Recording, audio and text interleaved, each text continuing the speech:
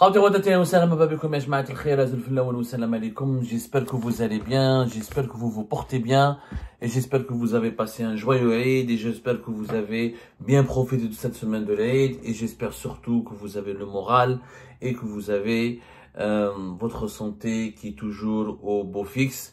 C'est très important de résister et de retenir bon parce que les événements futurs dans notre chère Algérie s'annoncent de plus en plus compliqués, de plus en plus complexes. Et aujourd'hui, nous venons en tout cas de aboutir à quelques conclusions extrêmement inquiétantes au cours de nos investigations. Nous ne pensons pas que la réconciliation franco-algérienne est définitivement actée. Le problème de la libération de Boualem Sansal risque de peser dans les semaines et les jours à venir sur ce processus de réconciliation. Je dis bien le problème de Boualem Sansal. Boualem Sansal, sa libération fait partie des principales exigences et revendications et réclamations des autorités françaises pour dans leur processus de négociation d'une normalisation des relations algéro-françaises. Les relations algéro-françaises ne sont plus normales, entre guillemets. Elles ont été déstructurées, bouleversées, sabotées.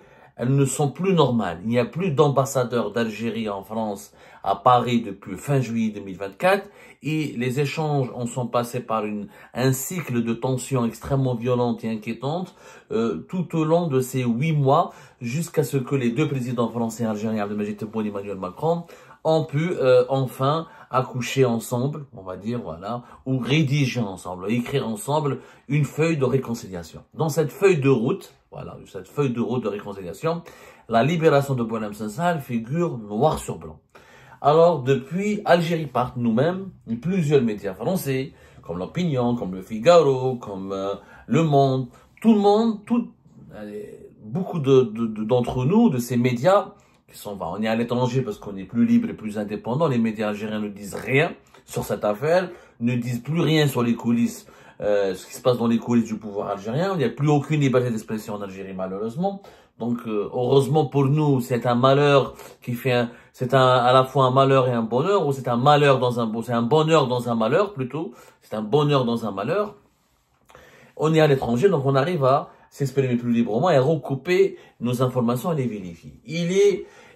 Abdelmadjid Tebboune a effectivement, selon les sources que nous avons, selon les dernières informations que nous avons pu recouper et vérifier, Abdelmadjid Tebboune a évoqué effectivement avec Emmanuel Macron, ou Emmanuel Macron a évoqué longuement avec Abdelmadjid Tebboune le cas de Boualem Sansal.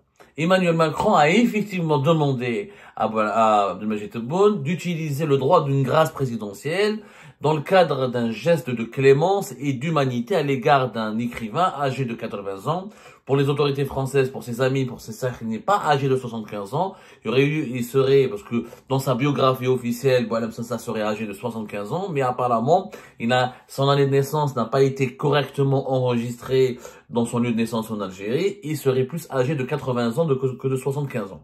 Il est gravement malade, il est cancéreux. Emmanuel Macron a demandé officiellement à Abdelmadjid Tebboune de faire preuve d'humanité et de clémence. La demande a été effectivement faite, actée, etc. Abdelmadjid Tebboune a pris note de cette demande, il a discuté de cette demande, il a promis à Emmanuel Macron de l'étudier. Selon nos sources algériennes, contrairement à ce qui nous a été raconté par des sources françaises, il n'y a pas eu d'engagement encore officiel de la part de Abdelmadjid Tebboune pour libérer Boualem Sansal. Abdelmadjid Tebboune n'a pas promis à Emmanuel Macron de le libérer sous peu. Il a promis d'étudier cette demande et de voir les dispositions qu'il peut prendre en tant que chef d'État pour faire preuve d'humanité et de clémence. Mais il n'y a pas eu d'engagement de le libérer dans les prochains jours ou dans les prochaines semaines. Pire encore, avant même que les deux hommes se parlent, avant même que les deux chefs d'État se parlent, le 31 mars 2025, le jour de l'Aïd, pour annoncer officiellement la mise en place d'un processus de réconciliation, les autorités algériennes, le pouvoir algérien, dans ces discussions formelles et informelles, on en a parlé, rappelez-vous, on a révélé, nous, les coulisses de ces négociations autour de la réconciliation entre Alger et Paris, et on a bien expliqué qu'il y avait des discussions formelles et informelles. Les discussions formelles et informelles ont commencé depuis le début du mois de mars 2025. Et les discussions formelles, ça c'est des discussions informelles par des intermédiaires et des messagers discrets, et les discussions formelles ont commencé à partir de la dernière semaine du mois de mars, avec notamment la visite à Alger, la visite secrète et discrète à Alger d'Anne-Claire Legendre, qui est la conseillère du président français pour la conseillère au niveau de la présidence française pour l'Afrique du Nord et le Moyen-Orient depuis décembre 2023, une ancienne diplomate et qui est l'une des connaisseuses, l'une des expertes et des spécialistes du dossier algérien au sein de la diplomatie française. Elle était à Alger entre le 26 et le 28 mars dernier. Mais au cours de ces discussions, les autorités algériennes ont clairement demandé, en contrepartie, en échange de la remise en liberté, de la libération de Boualem Sansal, 19 personnalités algériennes. Ils ont soumis aux autorités françaises une liste de 19 personnalités algériennes qui sont majoritairement des opposants et des personnalités politiques pour que la France accepte de les extrader et de les expulser ou de les remettre à l'Algérie. Ce sont 19 personnalités algériennes qui sont demandées, réclamées par l'Algérie pour que ces personnalités soient jugées, emprisonnées, incarcérées et condamnées en Algérie. C'est ça le deal qui bloque pour le moment. Les autorités algériennes n'ont pas eu honte, n'ont pas caché, n'ont pas lésiné, ont été totalement franches. En échange de la libération de Boualem Sansal, elles ont demandé la tête de 19 personnalités algériennes établies en France et qui sont issues à la fois de certains courants politiques classés comme terroristes ou subversifs par les autorités algériennes, ou il s'agit aussi de certains hommes d'affaires et de certains anciens ministres comme M. Abdeslam Bouchouel. Qui sont ces 19 personnalités? Il y a eu des politiques comme Abdeslam Bouchouel, il y a eu des membres du mouvement pour l'autodétermination de la Kabylie, le MAC, qui est classé mouvement terroriste depuis 2021, il y a 7 membres de sa direction actuelle, Farhad Mhanni, Axel Bilabassi et 5 autres membres de la direction du MAC qui sont établis en France. Certains ont le statut de réfugiés politiques, comme Farhad Mhanni, d'autres ils sont de simples résidents ou de demandeurs d'asile, comme Axel Bilabassi, 7 membres de la direction du MAC, je précise, 3 membres de Rached, le mouvement Rached, qui est le mouvement islamiste Rached créé par les anciens du fils, qui a été lui aussi déclaré et considéré classé comme mouvement terroriste depuis mai 2021 aussi. 3 membres de Rached qui sont établis sur le territoire français, qui ont des titres de résidence, des titres de séjour de résidents algériens qui sont réclamés par l'Algérie parce qu'ils ont des affaires en justice, sont condamnés et recherchés par les autorités algériennes. Il y a Amir DZ, blogueur et cyberactiviste Amir DZ. Hicham Aboud, qui a une double résidence. Il réside au Maroc, mais il continue de venir en France. Il a toujours sa résidence en France et son côté de nord de la France. Hicham Aboud. Et un certain nombre, Abdeslam Bouchouel, qui, l'ancien ministre dont la France avait refusé de l'extrader le 19 mars dernier. La France avait refusé de l'extrader pour des raisons humanitaires et pour l'absence de garantie pour qu'il puisse jouir l'absence de garantie d'un procès équitable et pour les dangers que ça pouvait représenter pour sa personne, des conditions de détention extrêmement compliquées. Donc, Bouchouel, c'est la personnalité politique la plus en vue qui est réclamée par les autorités algériennes. D'autres personnes sur la liste de 19, sur cette liste de 19 qui sont beaucoup moins connues. Par exemple, il y a des hommes d'affaires, il y a des personnalités, des activistes, mais qui n'ont pas de grande notoriété, etc. Mais 19 personnes officiellement recherchées. Beaucoup d'entre eux ont le statut de réfugiés politiques, mais d'autres ont le statut de résidents. C'est-à-dire qu'ils ne sont pas protégés, ils sont pas placés sous la protection de l'État français dans le cadre de la Convention de Genève pour les réfugiés politiques ou dans le cadre des libertés de la législation française qui protège les droits de l'homme ou les libertés fondamentales. En échange de ces 19 personnalités, l'Algérie, le gouvernement, le régime algérien est prêt à libérer Boualem Sansal dans les plus brefs délais. Voilà ce qui a été dit, je répète. Moi, je suis très objectif, je suis dans la vérité. Voilà ce qui a été dit, ce qui a été négocié entre les autorités algériennes et les autorités françaises. Les autorités françaises n'ont pas accepté, n'ont donné aucun accord pour remettre à l'Algérie les 19 personnalités ou les 19 personnes recherchées et réclamées par le régime algérien. Mais le régime algérien n'a donné aucun accord aussi définitif pour la libération de Boualem Sansal. Il y a eu juste des négociations sur les 19 personnes, un échange. Le régime algérien a proposé un échange. Boualem Sansal contre 19 personnalités de l'opposition algérienne et des personnalités politiques comme Abdeslam Bouchouareb. Et entre les deux chefs d'État, et ils n'ont pas parlé des 19. Emmanuel Macron et Abdelmajid Tebboune n'ont pas parlé d'un échange ou d'un deal. Ils ont juste parlé d'une possibilité d'une grâce présidentielle. Tebboune n'a pas demandé à Macron d'expulser ou de remettre ou d'extrader vers l'Algérie les 19 personnalités recherchées par les autorités algériennes. Mais entre les officiels français et les intermédiaires dépêchés par la France pour rencontrer les officiels algériens et les intermédiaires désignés par les autorités algériennes, il y a eu ce deal qui a été posé sur la table, qui a été discuté, qui a été abordé ouvertement, encore une fois, sans aucune gêne de la part des autorités algériennes.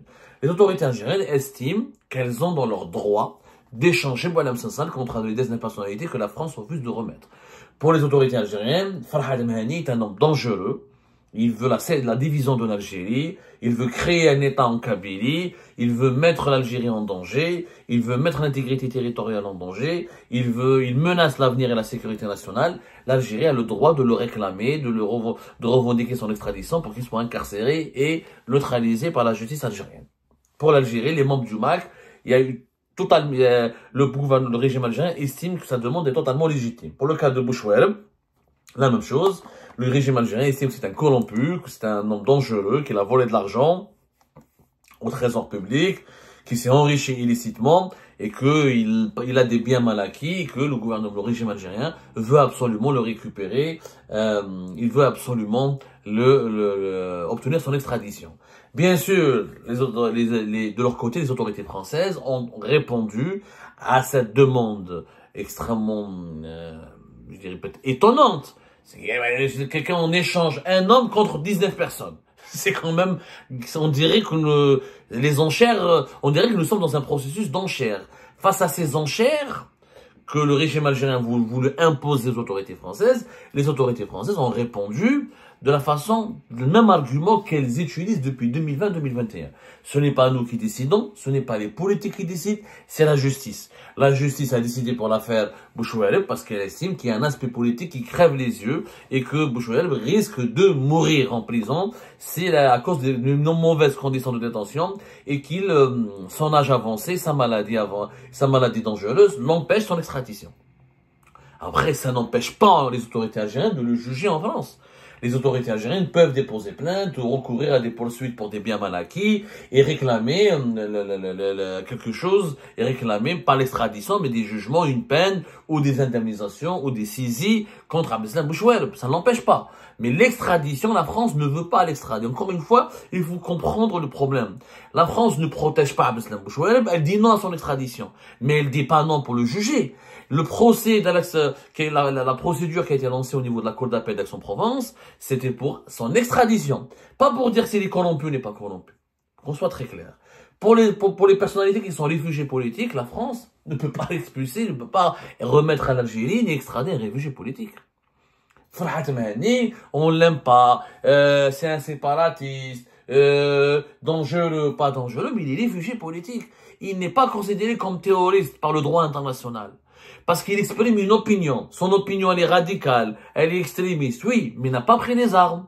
Pour la législation française, pour la législation internationale, pour l'ONU, pour tous les pays démocratiques et tous les pays civilisés où les droits de l'homme sont respectés et considérés, réhabilités et protégés, le MAC n'est pas un mouvement terroriste. Mais l'Algérie ne le comprend pas. Pour elle, Farhad Mehani est un danger, il doit être remis à l'Algérie, comme les autres membres du MAC. Kif MRDZ, il est protégé, il a le statut de réfugié. J'ai pas vu sa demande plus exactement, où il a le statut de réfugié, ou il a une protection subsidiaire. L'un des deux. Protection subsidiaire, c'est le deuxième degré du statut de réfugié politique. Moi, par exemple, j'ai le statut de réfugié politique. Un réfugié politique, il est protégé par la Convention de Genève. C'est le droit international, c'est même pas la France. La France n'a pas le droit de toucher, c'est la Convention internationale de Genève qui dit que toute personne qui est réprimée pour ses orientations sexuelles, ses opinions politiques ou ses croyances religieuses, il doit mériter le statut de réfugié, doit être protégé, c'est la Convention de Genève de 1951. C'est le droit, la France ne peut pas violer le droit international et remettre ou expulser des réfugiés politiques comme Farhad Mehani ou Amir DZ. Hicham Aboud n'a plus le statut de réfugié politique parce qu'il est revenu en Algérie en 2014, il est ressorti, il est simple résident, ça je le sais. Maintenant, protection subsidiaire ou réfugié politique, c'est un statut qui relie, encore une fois, à la Convention de Genève, au droit international. Et la France ne peut pas violer le droit international.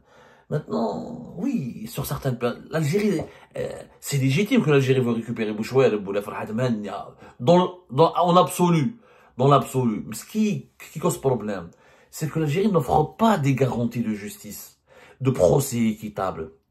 De dire qu'on punit quelqu'un, vraiment, c'est sa culpabilité, elle est démontrée. C'est pour ça que l'appareil judiciaire français ne veut pas collaborer avec l'appareil judiciaire algérien. Dans l'affaire d'Axel Bilabassi, on l'a vu. On accuse un numéro 2 du MAC d'avoir déclenché les feux de forêt de Kabylie et d'avoir organisé le lynchage de Jamel Bezmeh. Mais où sont les preuves? Discussions sur Facebook et des orientations sur WhatsApp, de Facebook Messenger, et voilà. Il n'y a aucune autre preuve. Et des drapeaux, et quelques photos de quelques drapeaux du MAG, etc., qui ont été saisis. Ça n'a pas de sens. Ça n'a pas de sens. On condamne pas quelqu'un pour un crime aussi grave sur la base de simples discussions sur Facebook. On prend le problème des revendications algériennes qui sont légitimes du point de vue politique. C'est légitime de la part de l'État algérien de réclamer l'extradition d'un certain nombre de séparatistes ou d'un certain nombre de personnes accusées de corruption ou de subversion. C'est son droit. Mais sur le plan juridique, c'est pas fondé. Puisqu'il n'y a pas parce que tous les États du monde, quand on leur demande d'extrader quelqu'un, un étranger, ils demandent des preuves de l'implication de cet étranger qui vit sur leur territoire, des preuves de son implication dans des délits, des crimes graves. Si les preuves ne sont pas avancées, si les démonstrations, l'argumentaire juridique n'est pas bien construit, n'est pas cohérent, n'est pas juste, si la culpabilité n'est pas avérée, ils vont pas les États civilisés ou les pays civilisés ne vont pas léser ces étrangers. Sur le cas des réfugiés politiques, on les voit. MLDZ, mais poursuivez-le en France. Celui qui dit qu'MLDZ il a commis un tort ou là une infraction, pour déposer plainte contre MLDZ devant les tribunaux français. Moi, Abdel Samma, j'ai eu plein de procès en France. Je les ai tous gagnés, alhamdoulilah. Et j'ai des procès qui sont en cours. Ça n'empêche pas les autorités algériennes ça n'a pas empêché les autorités algériennes de me poursuivre. J'ai des affaires en justice avec l'ancien ambassadeur d'Algérie, avec d'anciens ministres, avec des hommes d'affaires, etc. Et là, les juges m'appellent, je me présente. C'est parce que je suis réfugié politique que la France ne va pas me juger. Être réfugié politique ne signifie pas bénéficier d'une impunité totale. Mais tes droits sont respectés, tes devoirs te sont rappelés. Mais il y a une justice indépendante. Il y a une vraie indépendance de la justice. Il y a un appareil judiciaire qui regarde, qui ne condamne pas quelqu'un pour des motifs politiques, pour des discussions sur Facebook, des discussions privées sur WhatsApp, comme l'affaire Boualem Sansal en Algérie, pour des rumeurs, pour des désirs et des souhaits politiques, pour satisfaire tel président, tel général. Ça n'existe pas ici. Ici, la justice est indépendante. Donc, Boualem Sansal contre 19 personnalités algériennes. C'est le deal. Tant que l'Algérie, selon nos sources algériennes, il n'y aura pas de libération de Boualem Sansal dans les conditions actuelles, tant que la France ne veut pas donner une partie ou quelques-uns de ces 19 personnalités algériennes qui sont recherchées, réclamées et dont l'extradition est ardemment réclamée par le gouvernement ou le régime algérien.